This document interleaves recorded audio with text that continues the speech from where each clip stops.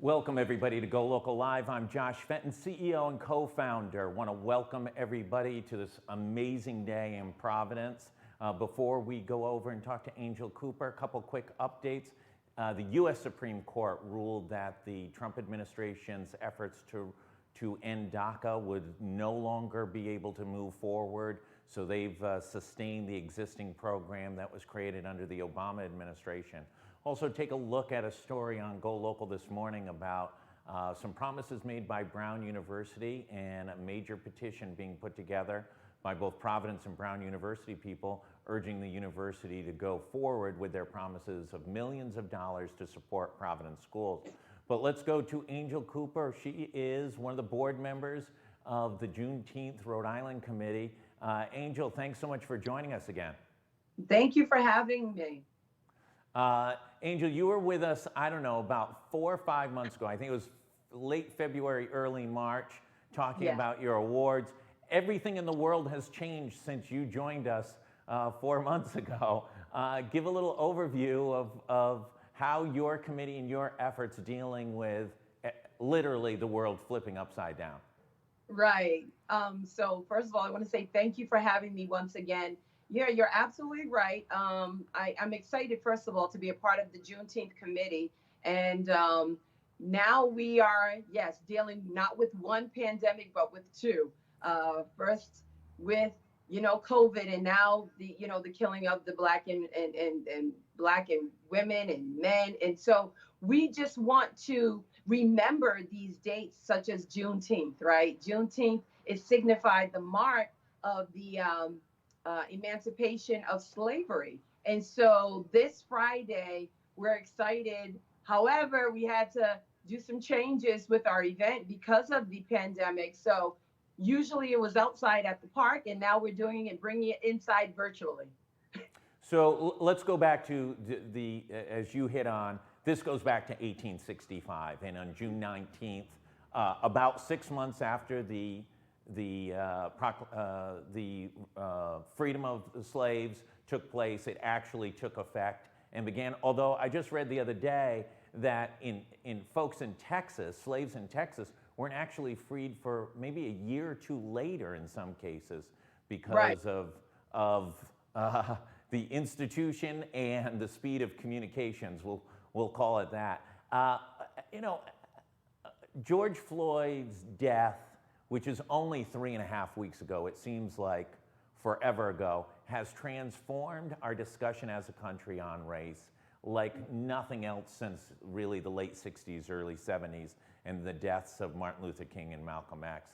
What's the implication, do you think, in Rhode Island? Is it a positive step forward? Are we finally getting down to critical issues and really having a discussion?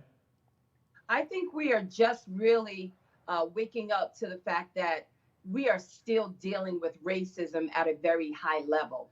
I think now the conversation is we're challenging those to be a part of the solution and not just being a part of the problem, right? So we recognize that, as a Black mother, I have a son that goes out. I'm concerned because he may get pulled over and things may escalate, but because the color of his skin, it creates a problem. So that the conversation, we're moving in the right direction. I believe that we just need to continue the fight, and the fight is not just of violence, but it is of listen to what's being said, listen to what's happening, so that we can make change, and equality could be for all. So we've been very aggressive on our editorial side, really pushing for the desegregation of the Rhode Island Supreme Court. We've had a Supreme Court in Rhode Island functionally since about 1660. There's never been a person of color. There's never been a Black Rhode Islander, a Latino. It's been predominantly just white males and 3 white females. Are we missing sometimes not focusing on breaking down the biggest barriers, the judiciary, CEOs, board members on corporations, elected officials? Do we need more focus on those institutional changes to be able to make the changes throughout our society? Absolutely. When you look at even you're saying the judicial system. Let's look at the law enforcement system. Our people in the city, we should have the representation of those that are on the force, right? So Yeah. I think we are having the discussion now, but it's something that is needed to have had happen a long time ago, to be honest with you. But even in schools, our teachers, we should have the representation of those minority teachers, Black and Hispanic. The majority of our inner school system, we're made up of minorities, and our teachers don't even reflect that. So, we have to bring that to the table. The discussion needs to be had, and we need to revisit why it's not happening. Why is it that, those that are even qualified, they go to college and they have the degree, but yet they're not hired for the position? So yes, that needs to be reviewed. It needs to be looked at, and we need to take a serious look as to why we're not being represented and why we're not being treated fairly. Because across the board, that's when we can see, there's an injustice that's happening there. So corporate America has all of a sudden caught on to Juneteenth.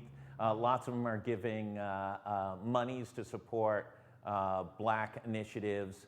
Others are making holidays out of it. Nike, Brown University announced that this Friday would be a paid holiday for its staff.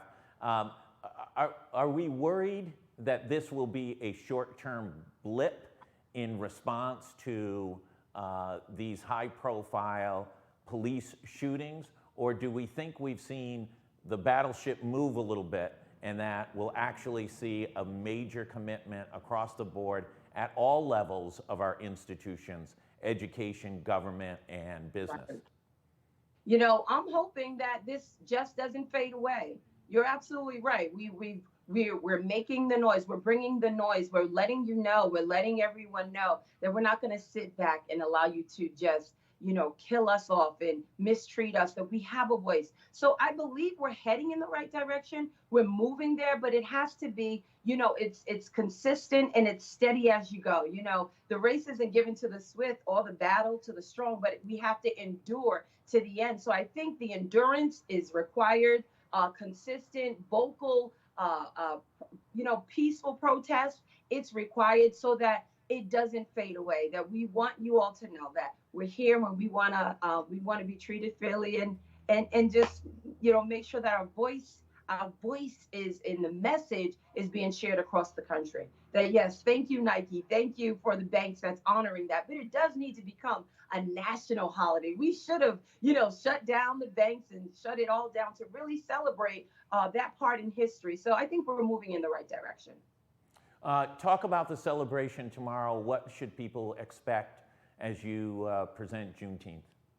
So as we said, last year we had a wonderful time outside at Roger Williams, the Temple of Music, but we're bringing it inside. We're doing it virtually. So they can follow us, go to JuneteenthRI.com on Facebook. We'll be going live, and then we'll be picking the site for the actual virtual location. It will be on Richmond Street. I believe it's 80 Richmond Street, and outside we'll be starting at 4:30. We'll be going live at 7, but 4:30, we want those that are in the community, in the downtown vicinity, to come by. We'll be doing voter registration, signing up for that, because our voice, is being effective at the polls just as much as protesting. So we'll be signing up those who have not, registered to vote. That'll start at 4:30, and then we'll be going live at 7 to 9, 5 to 9 actually. 5 to 9 we'll be going live, and we'll have some special guests. We'll have music. We'll have, the reading of the history behind Juneteenth. And so we're asking you, those that can, go live, click on Facebook, and come down to meet us at Richmond Street. Sign up to become a registered voter, and we're just going to celebrate. There's other things happening on Juneteenth. I believe there's a very peaceful march going down. They'll be meeting at the school central, and then they're going to the State House. But Juneteenth is going live. Facebook from 4:30 till about 9. Voter registration. So we're excited. We're still our voice is still being heard in the community. Do you think when we have this discussion a year from now, we'll be in a better place, or will we be collectively frustrated that we haven't made as much of an improvement? And I'll give an example. Since GoLocal started 10 years ago, we've been hitting on the issue of the poor performance of Providence schools. And folks who have money primarily don't send their kids to Providence schools. They send them to private schools and parochial schools. And so what's left over is city kids who are clearly receiving an inferior education. And Johns Hopkins came in, ranked Providence schools either the worst in the country or one of the worst in the country, depending on whose interpretation it is. But when you're talking about the worst in the country, think about how bad an education that is. Are we going to be any better off 1 year from now? I believe that in any fight, there has to be, you've got to go. I like boxing, right? So I'll compare this to, a boxing fight championship. You have to go in for the long haul. And so the mindset is we're hoping that we're going to be further along. And, I just a little history as to who I am. I worked for the school district. I worked as a secretary for over 25 years. I since retired. I'm now a board member at TAPA, Trinity Academy of the Performing Arts School. And what I realize is that the fight for equality, the fight for the things that our students need, fair, systems that would affect them and that would be fair, right? So it's a fight that doesn't stop because we don't get results. You have to continue in order to get the results. So in order to see the change that we're looking for, we have to remain consistent. That's what happens. We get discouraged, we get disappointed because we don't see the change immediately. But I believe that if we continue on this path, consistently, our voice, it doesn't go away. We can see the difference, be the change that we want to see in this community. Definitely. So I'm going to push back a little bit, and here's why. When I got elected to the Providence City Council in 1990 and joined the council in 1991, I started to raise issues about the performance of the Providence Public Schools. And what I was told by everyone in power was, we're trying to fix it, but we're not going to fix it overnight. About a year ago, I had Neil Steinberg from the Rhode Island Foundation on, and it was right after the RICAS scores came out. Rhode Island performed so much worse than the Massachusetts schools. And he said to me on air, you know what, we're going to work to fix it, but we're not going to fix it overnight. We didn't get better from 1990 to 2020. We got worse. How do we energize everyone to say, listen, if we want to have better workforce, if we want to have a better economy, we've got to educate folks across the state, not just Barrington and East Greenwich. It's got to happen in Pawtucket and Providence and Central Falls and Woonsocket and West Warwick and Newport, equally to those other communities. Mm-hmm. I mean, that goes without saying that we have to be, we can't get discouraged because we don't see the change. I was thinking about my children. My daughter just, she's graduating this year. And I can recall her being so disappointed because she couldn't experience her full senior, year experience, prom and going to winter ball and then experiencing whatever else that comes with the senior year experience. I was encouraging her to still remain, faithful and being committed to going through the year. Why do I say that? Is because at the end, she's still now graduating, but it was difficult before she could see that result. And I think with that example, we need to see that no change, even when Juneteenth happened, it was declared in 1865 on June 19th, we still aren't free, right? We still are recognizing that there are knees in our neck, we're being put down, or maybe we're not where we want to be. But does that mean we give up the fight for speaking up and looking for the change? No, I think that it's imperative that we remain consistent. And I think that's what happened. We got a little relaxed. We just kind of pulled back and was like, I'm comfortable where I am here, but there are so many that are still dealing with the day to day. And so, no, we may not see the results or the change that we want to see immediately, but I think we have to remain consistent. Angel, you're great. I want to thank you so much for joining us. We're looking forward to joining in it. We'll have all the links to the Facebook Live in the article tomorrow morning. Folks can join the Juneteenth celebration via Facebook Live or head over to Richmond Street. Angel, you get the last word. What do people need to know? I believe that I want to inspire and encourage those Black men and women that feel like giving up, that feel like they're not being heard. I want to encourage those that are fighting alongside with us, our white brothers, our white sisters, those that see that change needs to be made. Don't give up the fight because it doesn't look well now. But as we said earlier, the race isn't given to the swift, the battle to the strong, but we've got to endure to the end. So let's stick it out to the end, everybody. We got this. Angel Cooper, thank you so much for joining us. For everybody else, we'll be back at 12 noon with Dr. Michael Fine.